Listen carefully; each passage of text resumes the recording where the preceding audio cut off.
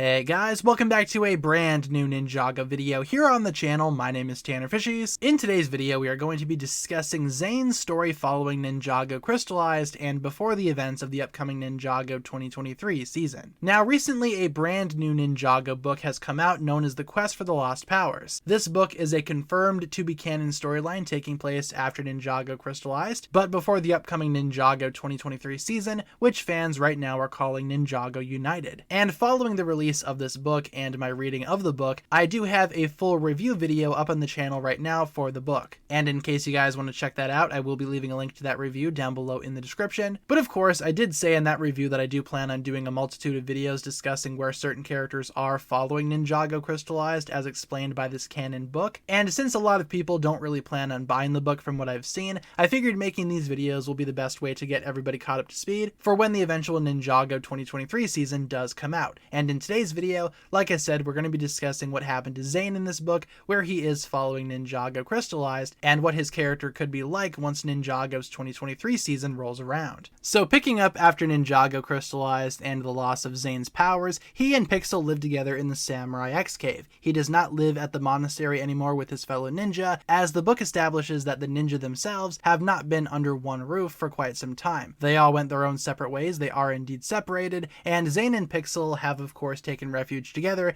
as mentioned in the Samurai X Cave. Pixel has developed a software that will allow Zane to relive memories, and Pixel believes that this could be the key for Zane to unlock his powers once again, by exploring those old memories and reliving those emotions. However, Zane expresses some concerns about reliving certain memories, especially those from the Neverrealm when he was the Ice Emperor. But after Pixel completes it, Zane decides to do it anyway. The rules of this device are pretty straightforward. This device will simply just allow Zane to see through his past memories. He won't be able to communicate with anybody in those memories. He will just be there as an observer. Nobody can see him, but he can see everything else. And Zane ventures into the device, unlocking his first memory, which is from Ninjago Season 4, where Zane unlocks his titanium dragon. He relives those moments of hopelessness that quickly turned hopeful when he realizes that embracing his fears was the only way to unlock his dragon. Also coming out of this memory, Zane realizes that he has indeed held many titles over his time of existing. The White Ninja, the Titanium Ninja, the Ice Emperor, but who exactly is he? And after coming back out of the memory and talking with Pixel about it, Zane decides to venture outwards to the frozen lake where Master Wu first found him. We get an awesome scene where Zane goes under the water much like he did during the pilot episodes, and he waits, he meditates, his mind begins to drift, and eventually the program starts up again. Pixel then contacts Zane and explains to him that the program has spontaneously started up once again. Zane has no choice but to relive another memory. And what memory does he find himself in this time?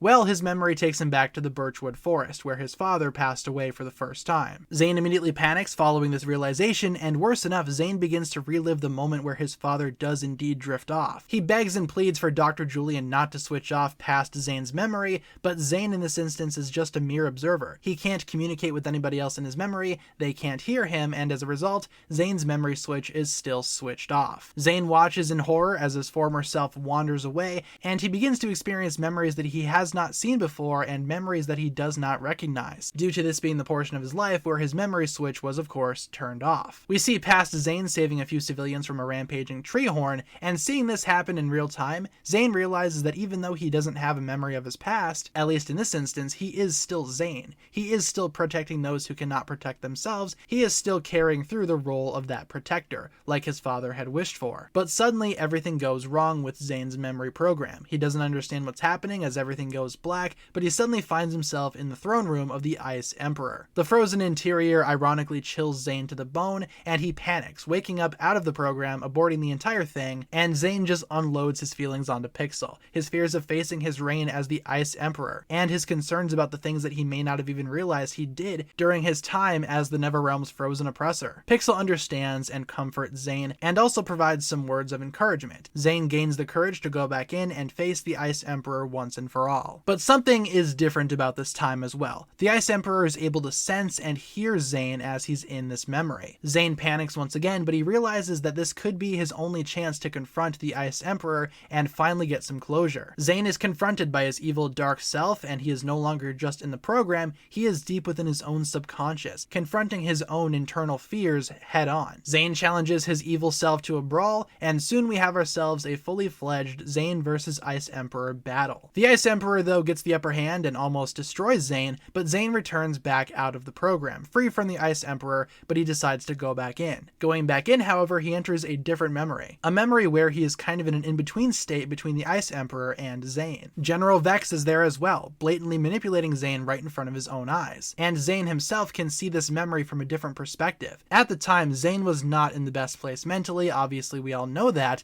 but Zane looking in on the memory, he can see that it wasn't his fault, and that in fact the entire thing was carried out by General Vex. And Zane, confronting the Ice Emperor once again for one final time, decides to forgive him. With that realization, and with Zane forgiving himself for all of his past deeds, he unlocks his true potential once again. Zane's ice power returns to him in full force, and he returns to Ninjago, fully powered up, happy as can be, and eager to meet with Wu and the rest of the ninja. And that's where we leave Zane off in this book. He finally regained his ice powers by facing his past, and I personally really enjoyed this chapter for Zane. I think the general lesson that I took away from this, and I feel like many other Ninjago fans will also absorb this, but forgiveness. It's okay to forgive other people, and it's also okay to forgive yourself. I thought this chapter for Zane handled the Ice Emperor storyline really well, a lot better than Ninjago Crystalized did, that's for sure, and like I said, it just shows that Zane can indeed overcome those obstacles, grow as a person, and recognize that it's okay to make mistakes sometimes. It's okay to forgive yourself and move on. In my opinion, that's what this chapter is trying to portray, and I feel like those emotions and those feelings, especially for Zane,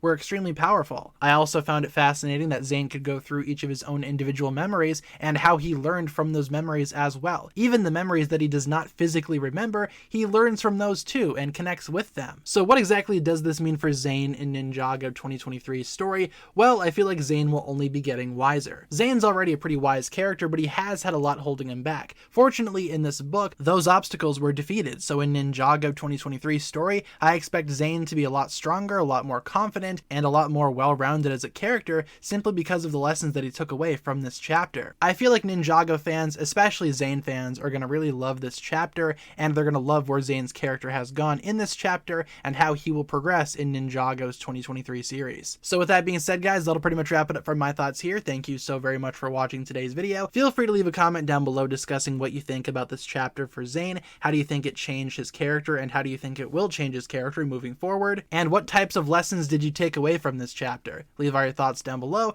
And of course, guys, that'll pretty much wrap it up for my thoughts here. Thank you very much for watching. Thanks for watching, everybody. If you guys enjoyed today's video, feel free to like and subscribe, do all that fun stuff, and I will talk to you guys again very soon.